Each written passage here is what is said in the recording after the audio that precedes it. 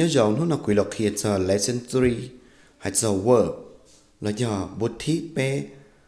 kham cầm má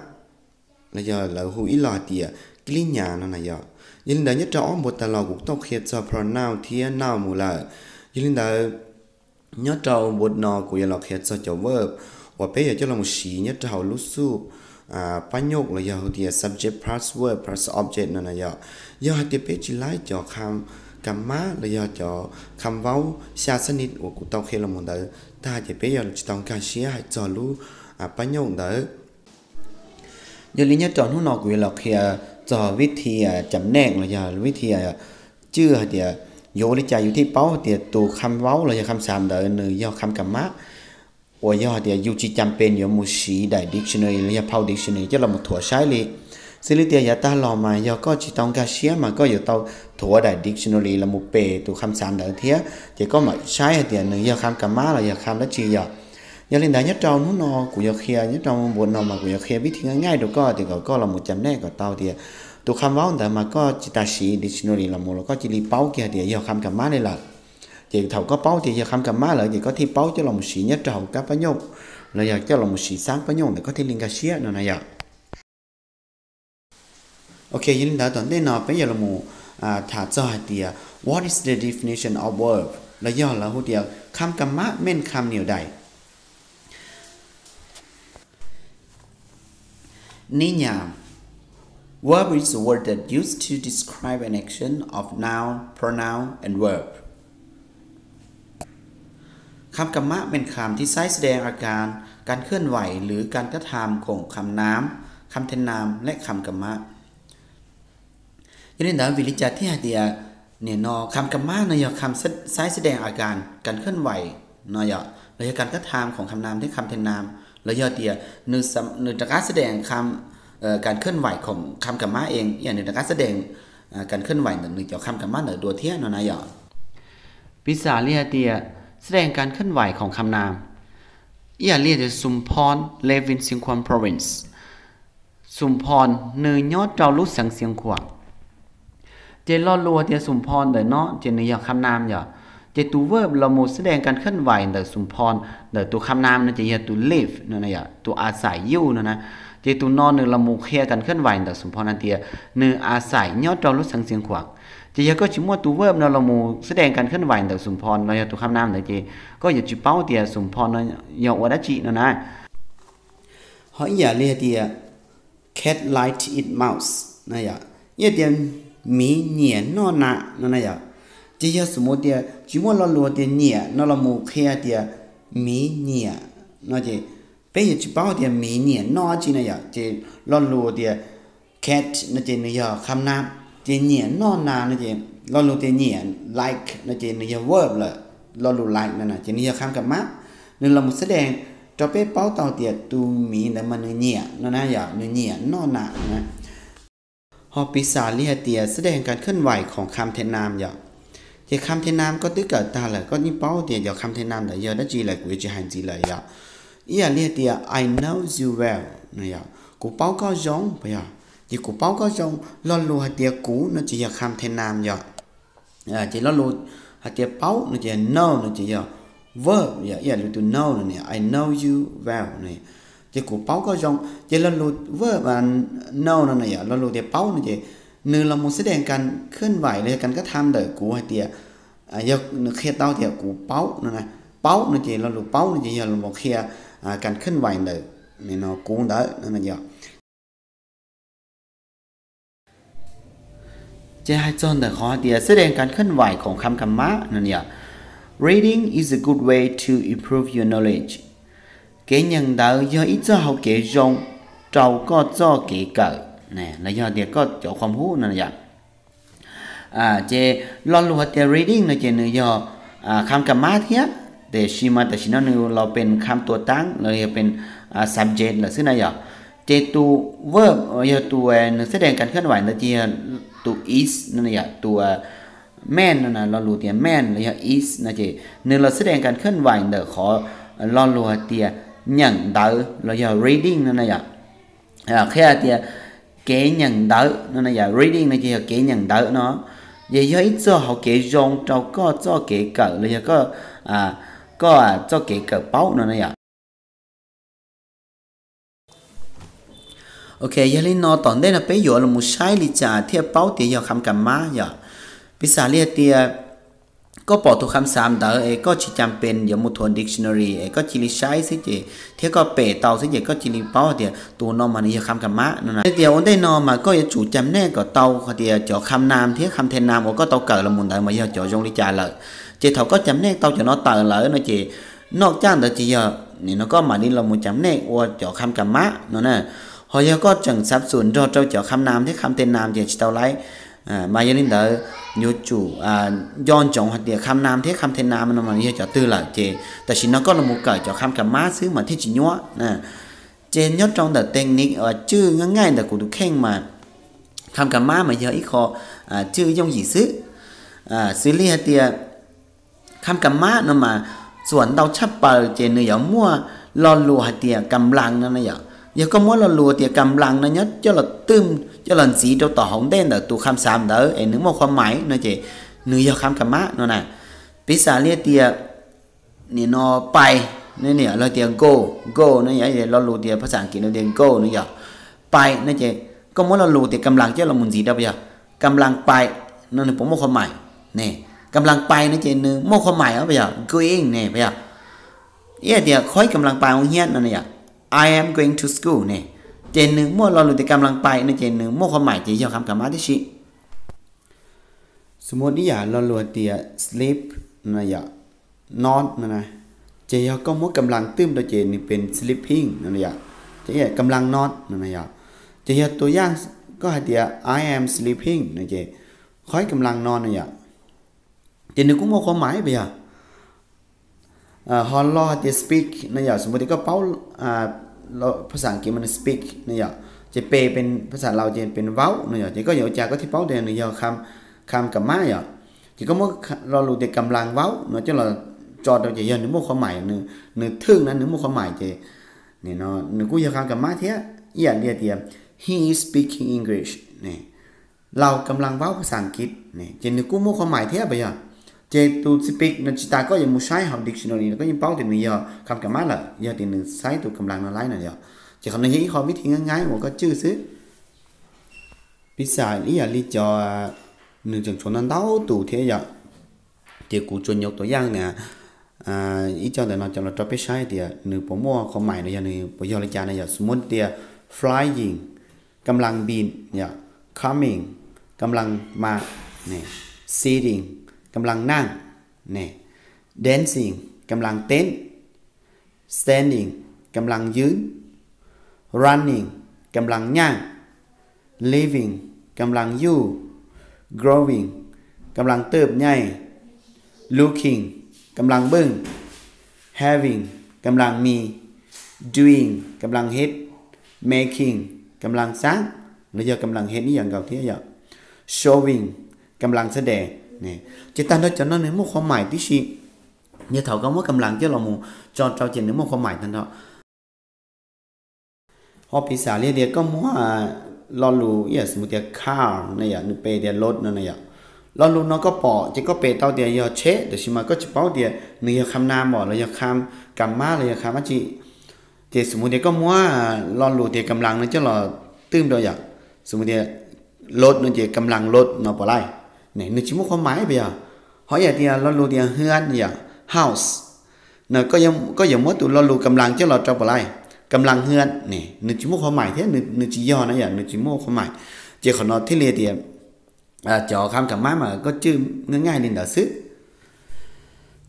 ยินดาตอนได้นอไปอย่าลงมุเป้าจ่อเดียคำกับม้ามีจักสนิดอย่างสิเรียเดียยอดจอภาษาเรามันหนึ่งมั่วอ้อสนิทซื้อสิรีสนิทที่ transitive verb คำกับม้าขาดข้อที่อ้อย่อ intransitive verb คำกับม้าครบอย่างเตียชียอดจอภาษาอังกฤษหนึ่งมั่วชีสนิทสิรี transitive verb คำกรรมะขาด intransitive verb คำกรรมะครบเทีย finite verb คำกรรมะลัก non finite verb คำกรรมะสำรอง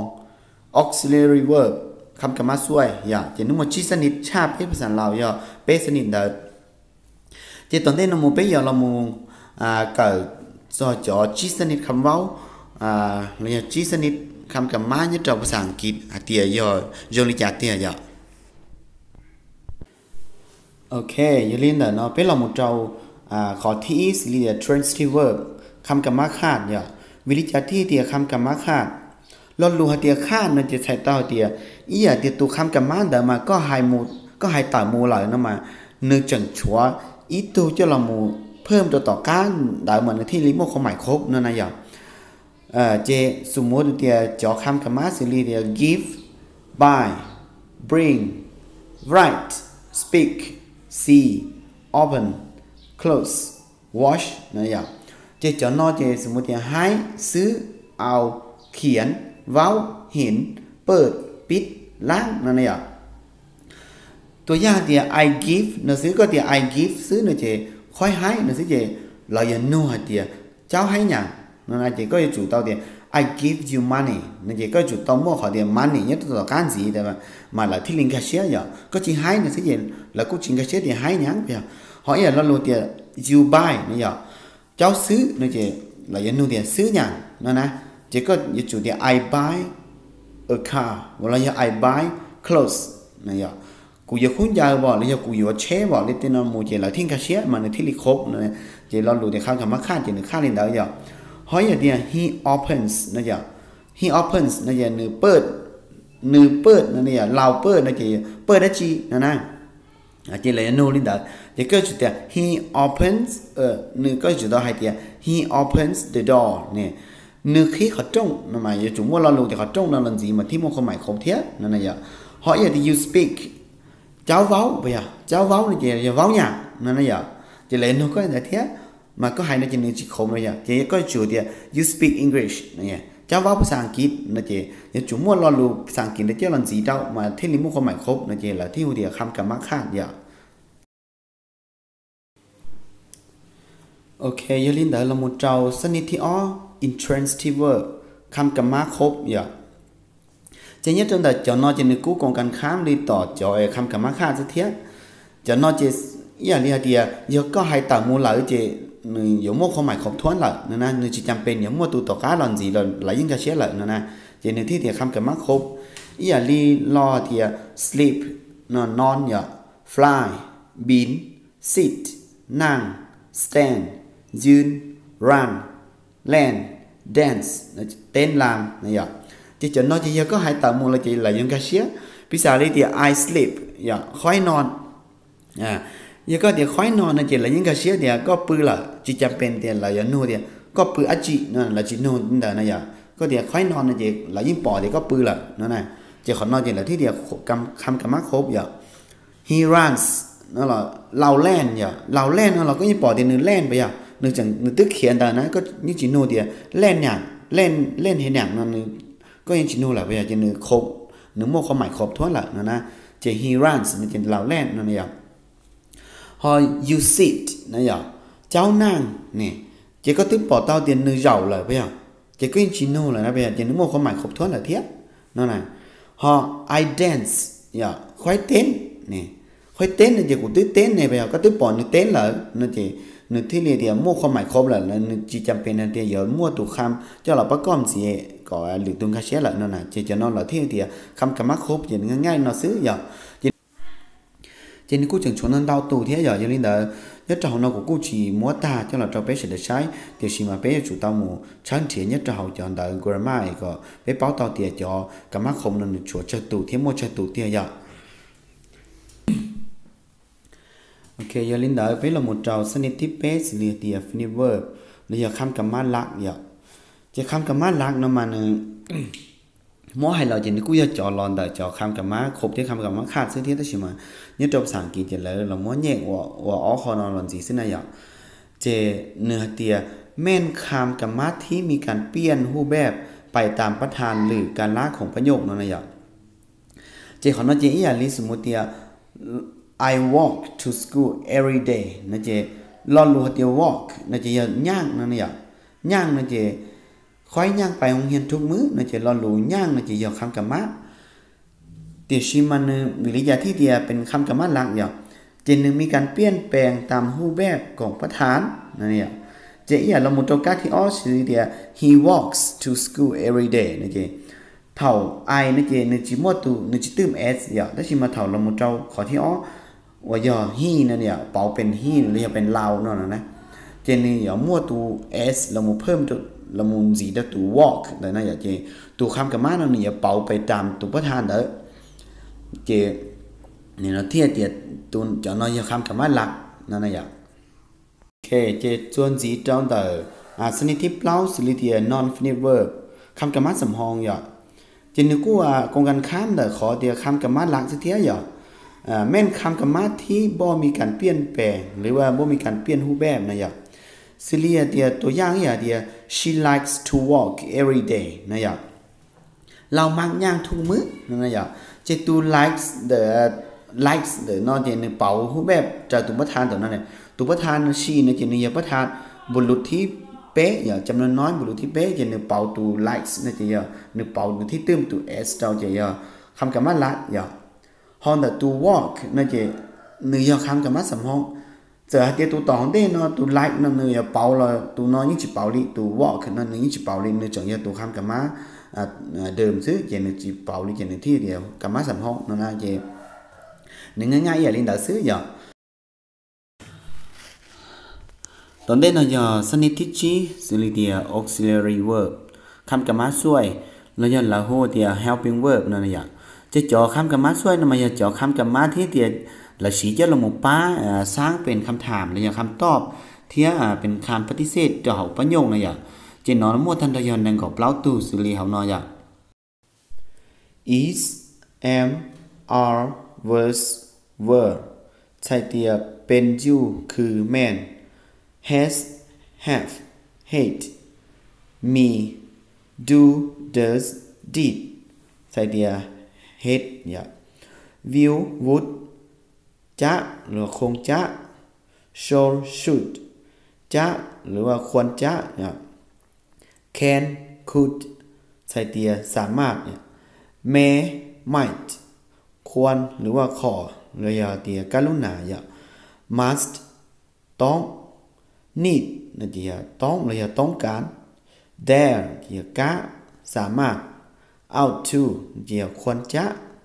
used to เตียเคยอย่ายืนได้nhất trong năng gạo plot tu nó của chỉ khía ta tiệm yo xí lý cha ya đó chứ mà của xí canh tu cho là một nhócตัวอย่างcho bé có bé cái gì tiệm vì lý cha này thế tiệm cho là sáng một bánh nhộng là giờ sáng qua nèปฏิเสธเนี่ยเราประโยคได้อย่าจะภาษาอย่าเรียกเดีย do you understand me เจ้าเข้าใจค่อยบ่นะอย่าเจ้าเขาก็อย่านูเป็นคำถามเดียก็ปองแค่เชื่อกูนะเจ้ก็อย่าจุดต้องว่าตัว verb to do หรืออย่าto do หรือนะเจ้าเราหมดสร้างเป็นคำถามหนึ่งจอต่อของเด็กก็นอมันที่สามารถเป็นคำถามเต่านึกจี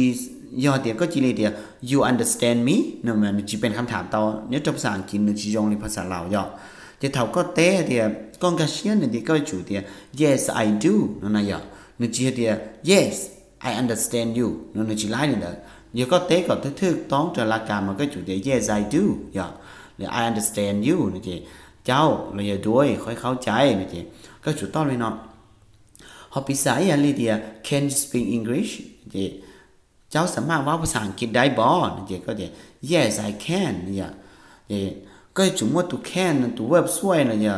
เนาะจะเราหมุสร้างเป็นคำถามเนี่ยตัวต่อของเด่นแต่ตัวยูนแต่เนาะเจนที่สามารถเป็นคำถามเตาพอจะก็จีเรียเดีย you can speak English ในก็เป็นคำถามเจ้าหลังนู่นหลังนั่นมันจีไล่อย่าเจก็จุดเท่าก็เป็นคำถามเจนนี้จุดเนี่ยตัวต่อของเด่นเจนที่เดียเว็บช่วยนั่นเนี่ยเจนที่ยงลินดาอย่าเจก็เท่าก็ตอบเดียก็เนี่ยเนาะมั่วปังสื่อหายตภาษาอังกฤษนี่ก็จะ yes I can อย่างนั่นเจนึกที่ลีหายเดียจ่อ verb ช่วยนั่นเจนึกสีจะละหมูตอบที่จะละหมูนะปฏิเสธเลยจะหมูสร้างคำถามเนี่ยเท่าประโยคอย่างอย่าลืมเราจะรู้เชื่อนอเก่งเขียนภาษาอังกฤษเนี่ยเจ้าบุตรที่เป๊ะหายจ่อ verb หรืออย่างคำกรรมะกูเราสาวลีนอซื้อว่าที่จะชี้หาเดียเสดจังอยู่ติดตามเราจะใช้กูจ่อวิดีโอว่าจังอยู่เขียนได้ชวนนั้นเดาจานเดาอย่างเนี่ยเจ้าอย่าตอนเด่นเอาเทียว่าจองเดา